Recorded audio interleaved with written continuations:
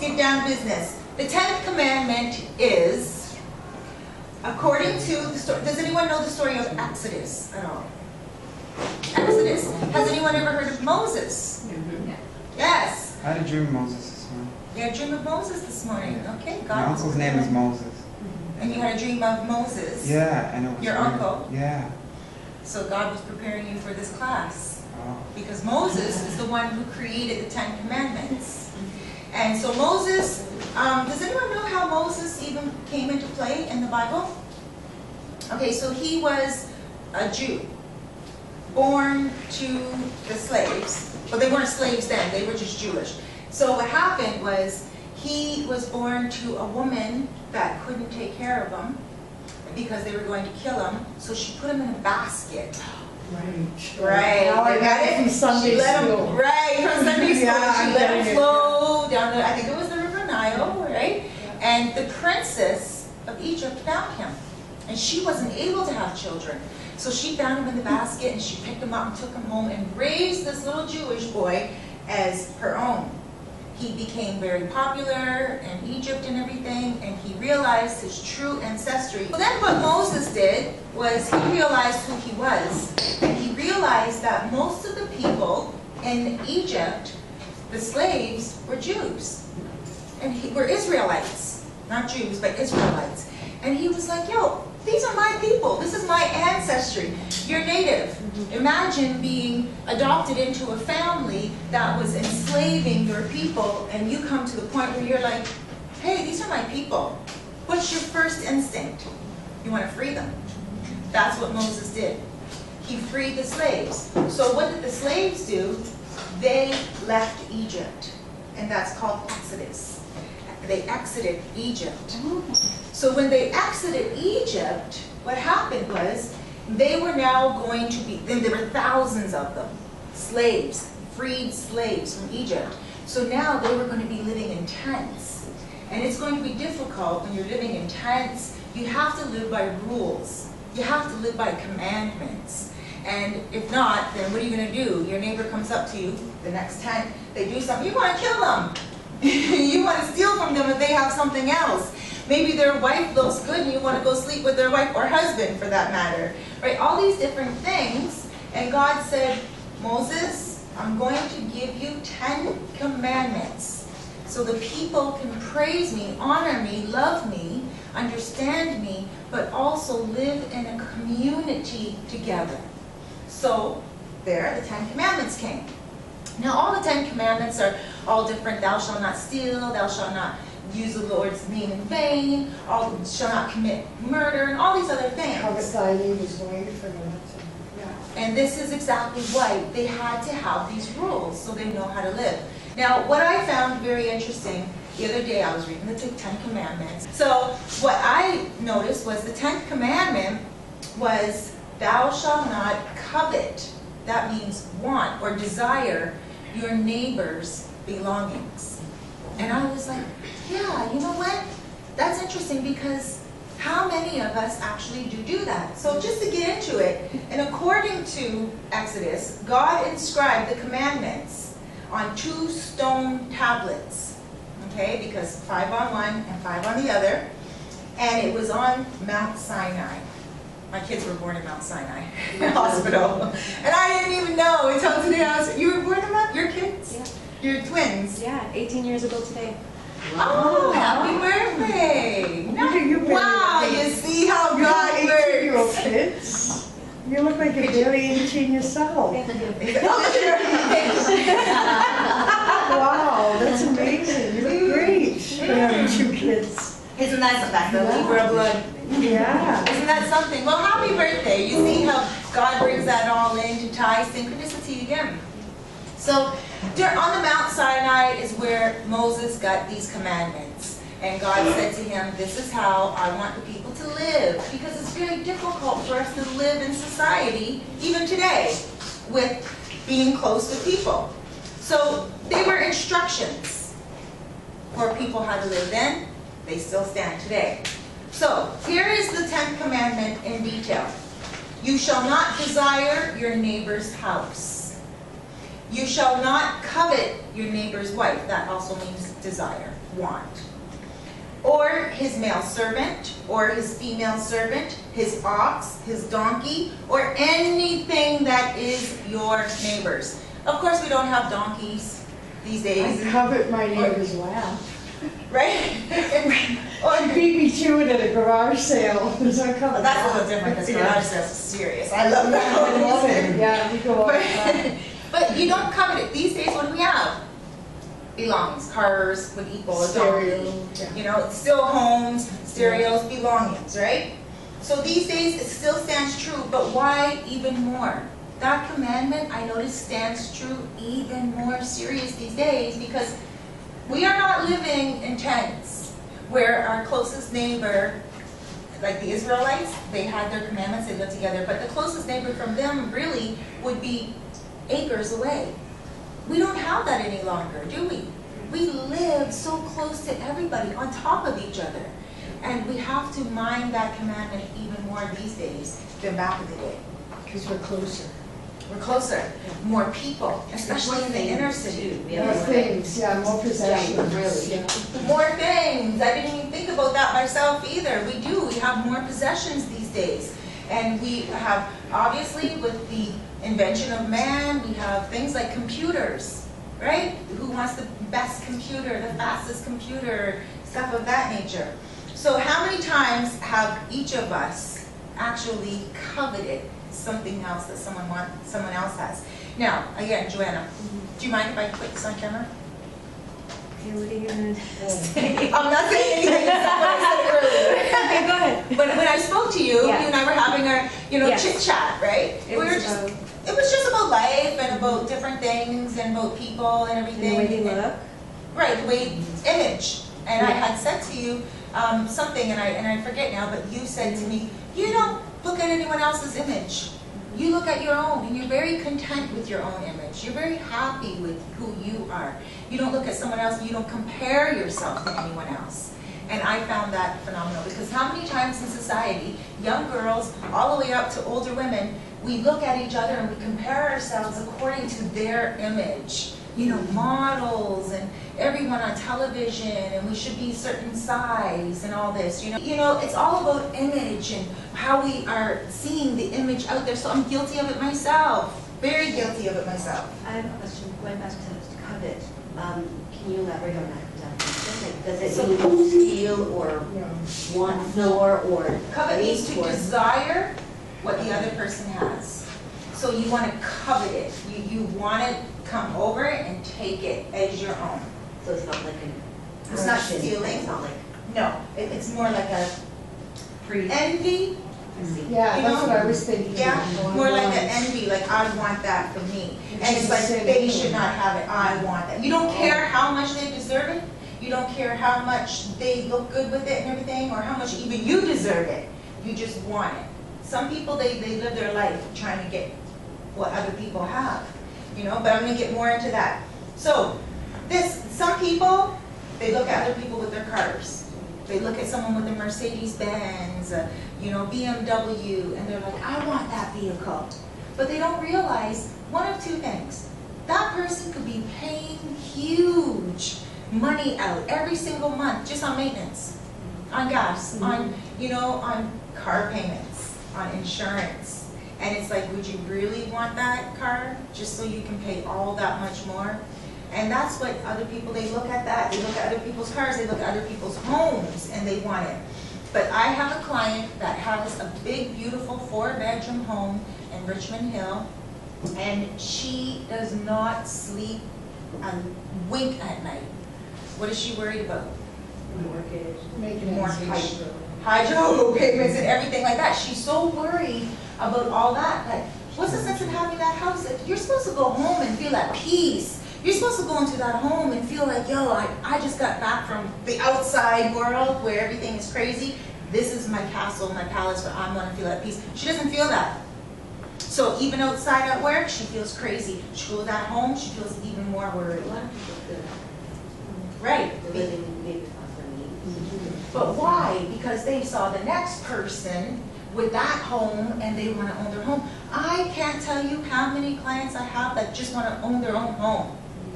That's the thing. I just want to own my own home one day, and they feel like they would have achieved something, owning something. And it's like, but you're not going to own that for 25 years. Own you. You're right. You know what I'm saying? I battle about that all the time, especially his father's last words were, you know, I want you to have something. They're big. I hear people having his own possessions is huge for them. Me, own what? Because I know reality. If that roof caves in, I can't call the landlord. Right. That's on me. That's what I was Right. You know what I mean? Comes with a huge price. Not to mention that you got a mortgage or this, or that.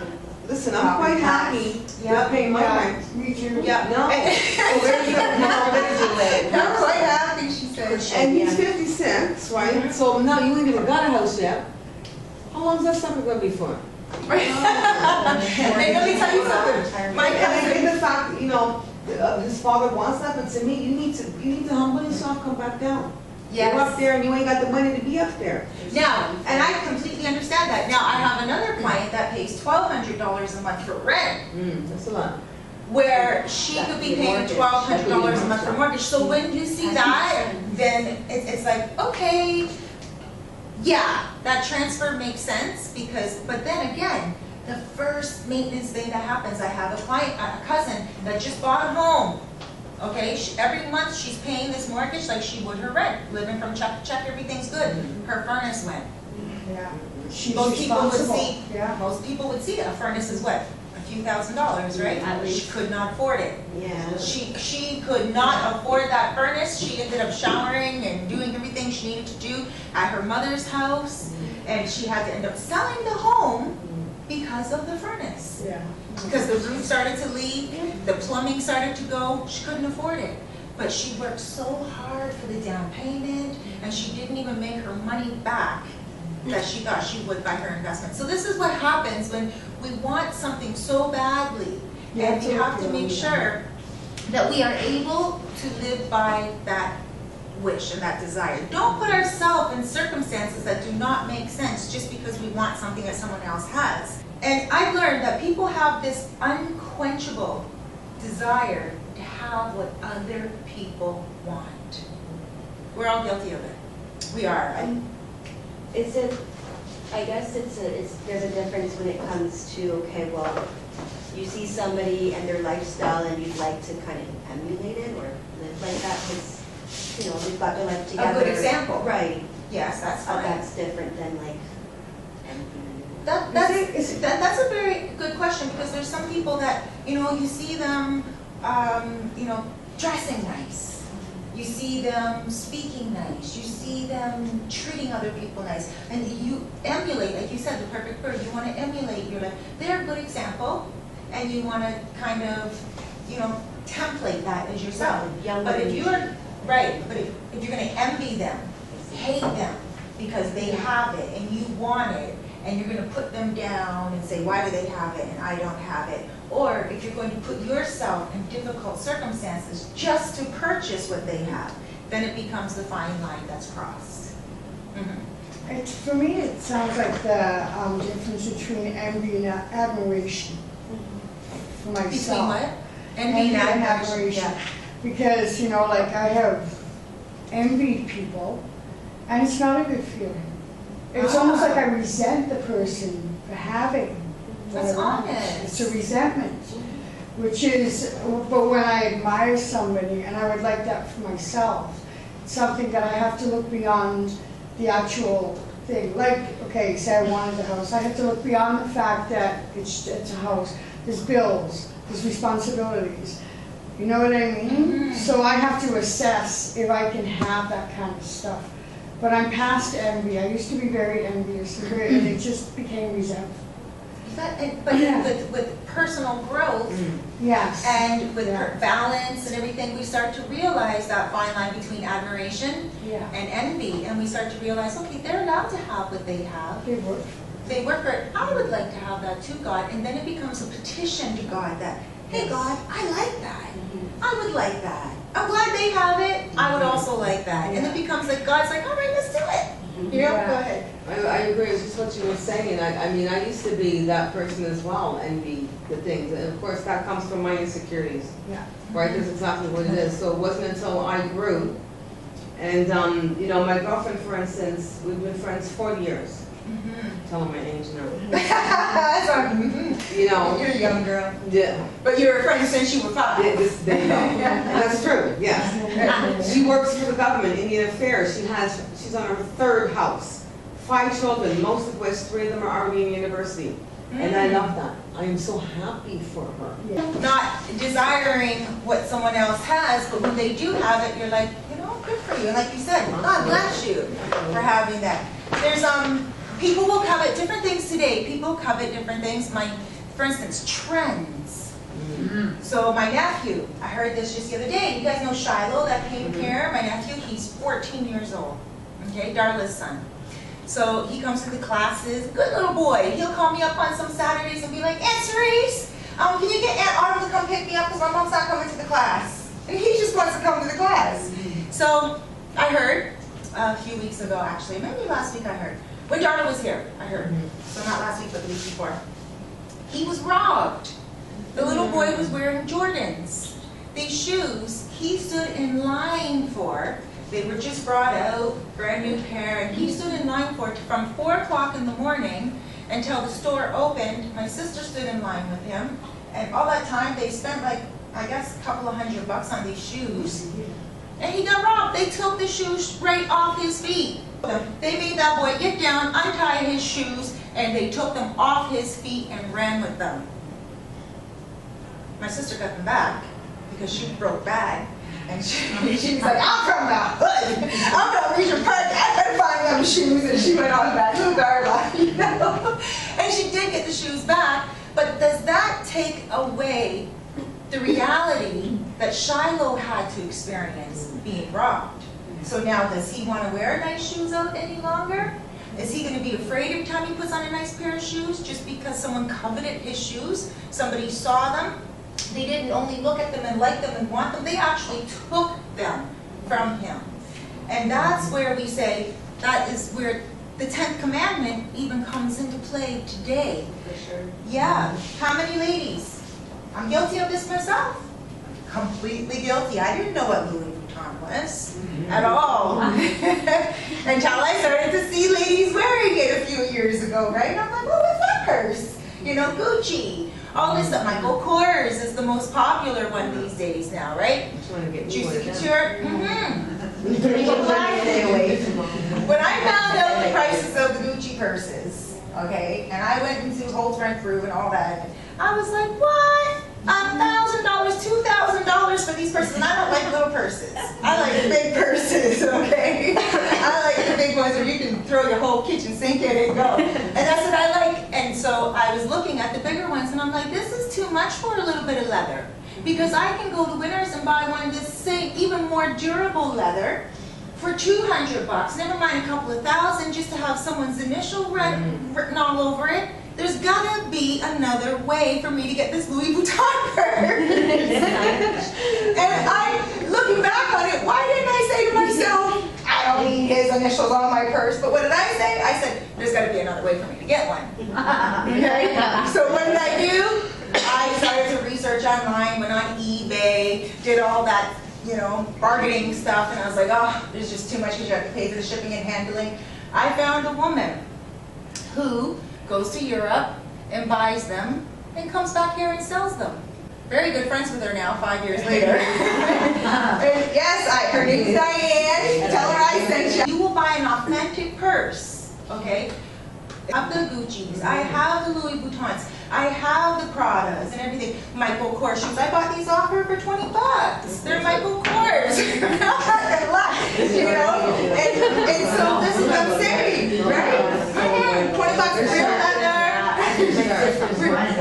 Where can you buy a pair of real Michael Kors for $20? You know? And not only that, you tell her I sent you. And she'll set you up nice. And she even has things that they don't even sell here in Canada. And you go online and you find them. And so this is what I'm saying to you. I get a lot of her stuff and I resell them online myself. for prices on Chez Cerise, right? I'll take that sucker, I'm ready. My credit card, my credit. Yeah, now this is what I'm saying. So that's what I found, and I'm still guilty. Why did I find her? Why did I develop this relationship? Why am I buying microphones for $20? Because I, somewhere inside of me, am looking at trends, not coveting someone else, okay, but am following fashion. I love fashion, but I'm following it. I like to consider myself a fashion-forward person. But what is a fashion-forward person? Someone that's looking at fashion. So is that it's not coveting, because I wouldn't look at someone else who is fashionable and be like, I wish I was them. Look at them. I wouldn't do that. But I would be like, oh, they look good. Let's see what they got on. How much did they pay for that? You know, and all this stuff. So we are all guilty of it at some time. And even women, which really saddens me sometimes, that will go and buy a knockoff purse for a couple of $100. And I'm like, yeah, but the LV is LW, right? And they could have went to the Goodwill and got a purse there. That's an authentic purse on the auction. So we have to be willing to humble ourselves when it comes to trends as well. We have to be willing to go to the Goodwill. I can't tell you how many purses I bought at the Goodwill. I bought an $11,000, not $1,100, $11,000 Hermes purse. Hermes, I think it's called? Hermes. Okay, I bought that, the one with the lock on it and everything. $11,000 purse for $5.99. Anthony, you are my witness. But when he heard that I was going to these stores, I said, what did I say to you? Come on. I said, what? Come on, we're going to that store, you're going to see what they got. And he went in and he was like, wow, Cerise, look at this. And he started to go back even after, without me. And he'd be like, you don't know what I just got. It's fun. Because what you can buy for $100 in a secondhand store, I found Chanel tops and everything. Yeah. You know, Where's and the secondhand store? so I love to go to the yard sales. I love to go to flea markets.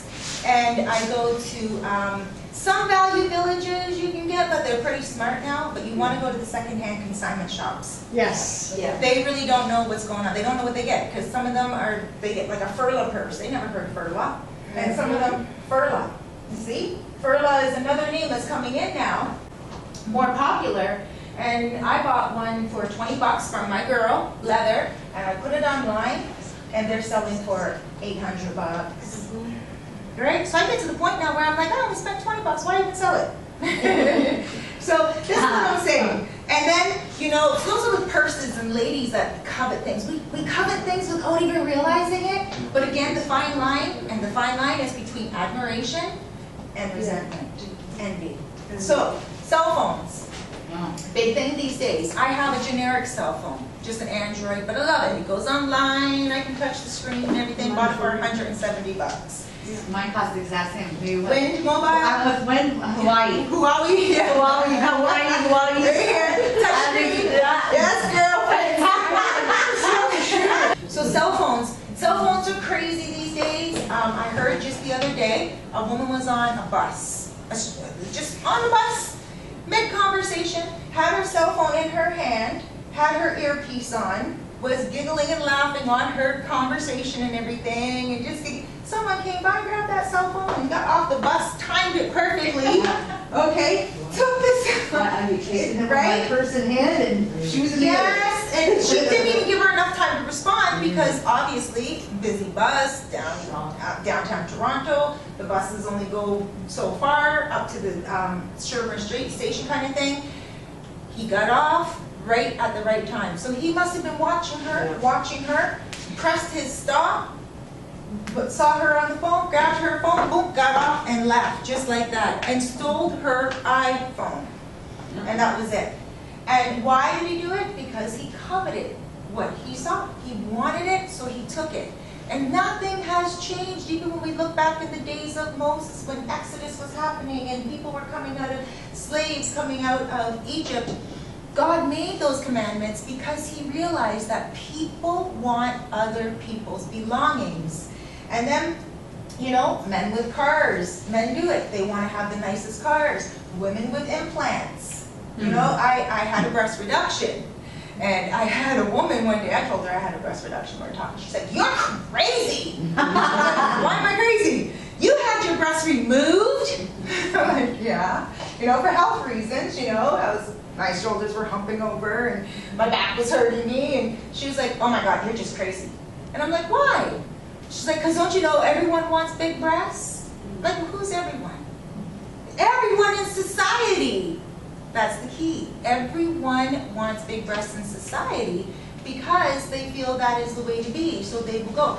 This one woman got implants in her lips. She got implants in her cheek. She got implants in her butt. She got implants in her breast. The one in her breast started to leak.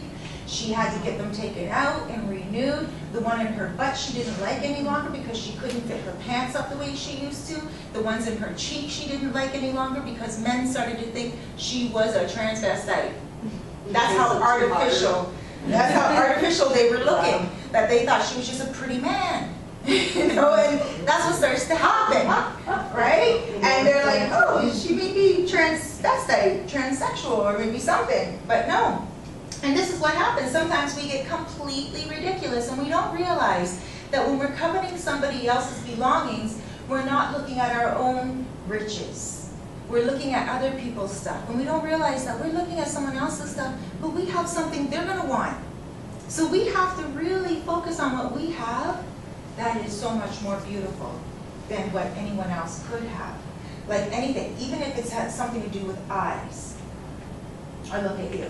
Yes, I'm going to call you out in the class. And she's like, "My eyes?" Oh, they start darting beside me. "Your eyes." Someone would look at you. And they'd be like, "Wow, her eyes are so pretty." What are they going to do? Go get contacts to change their eye color. That's what people would do. You know, everything. Botox, your lips are so beautiful. People, and that little split right there on your lip, women pay thousands for that. Thousands of dollars for that. Botox, to do things. When I was younger, I used to always want my hair straight, and I used to comb it out and everything. And my mom used to say, "Cerise, relax. One day you're going to love your curly hair." Women pay hundreds of dollars just to get their hair permed, to have it spiraled. I couldn't believe it for the life of me. I was like, "Oh, Mom, you're just saying that because I'm your daughter and you love me." And I would cry to have my hair feathered. Right? Have it feathered like Heather Locklear back in the days and everything, right? But my mom would say, "No, Cerise. One day you're going to understand. Everybody has their own true blessing." And my mom, bless her heart, she's a Christian woman, and she used to always say it to me with the Word of God. And I'd be like, "You're just saying that because you're religious." All the time. And she was like, "No, one day you'll see." And so I do.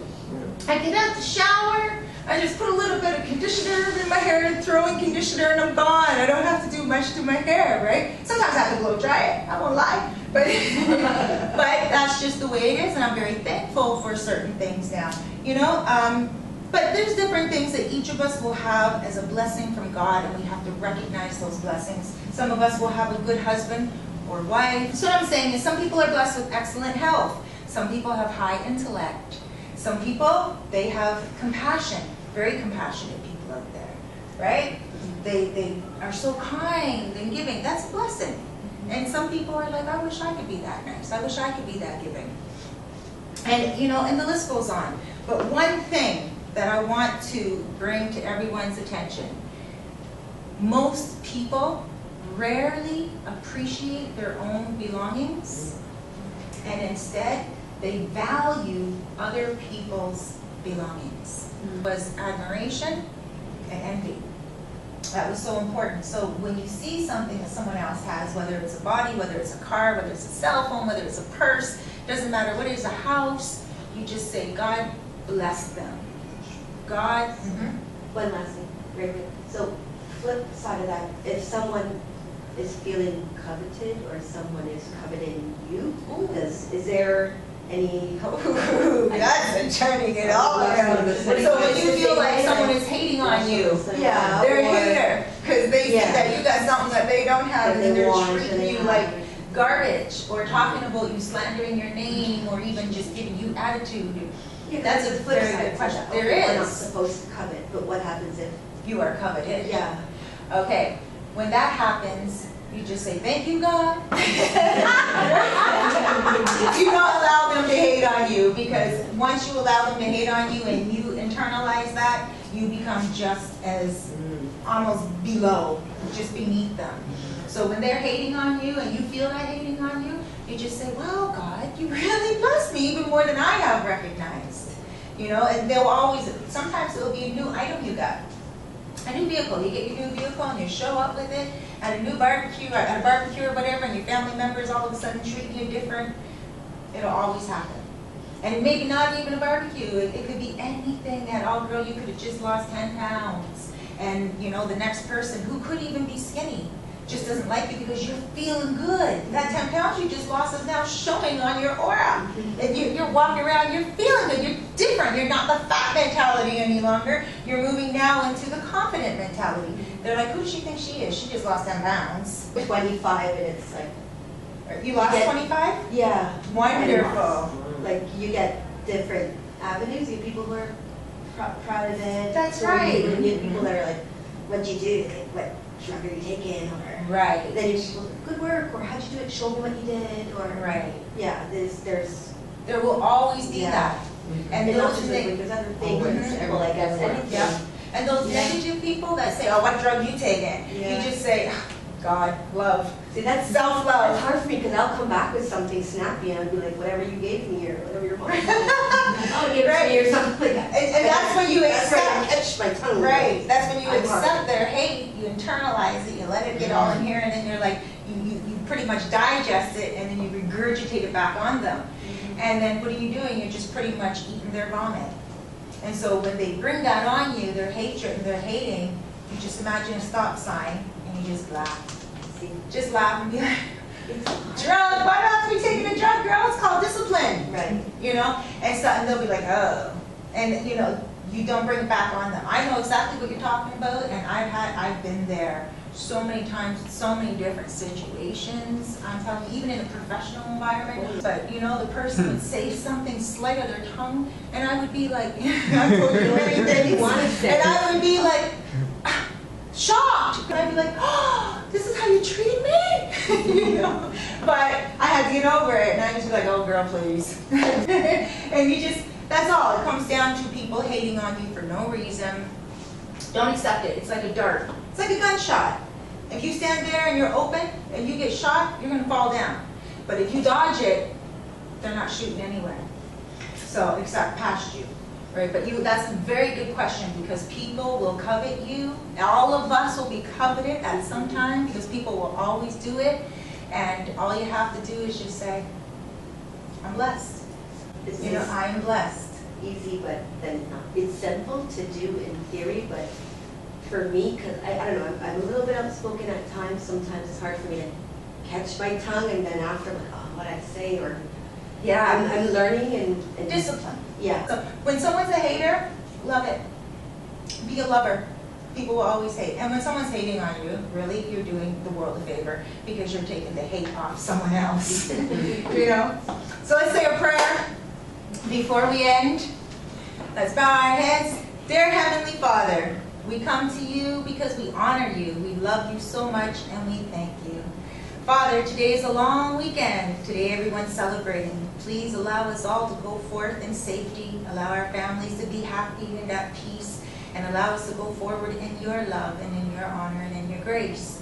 Dear Heavenly Father, there are so many nice things out there that we like to see. There's trends out there that are changing every day. There's expensive things and there's beautiful things. And we do want them because that is our human nature. We want these things. But help us to understand that we are allowed to have them, but within due time. And within our works, we will be blessed with these things that we want. Allow them to show us a point of reference. Allow them to show us something that we want in the future. We may want it now, but we have to work towards it. And in time, you will bless us with it. When we see someone else with it, help us to open our hearts to them and send love to them. And just say, wow, you got it, you're blessed, that's good. I will also have it one day too. And not only that, Father, help us to recognize what we have and realize that we are all blessed with something special from you. We thank you, we love you, we live you, we honor you. Amen. Amen.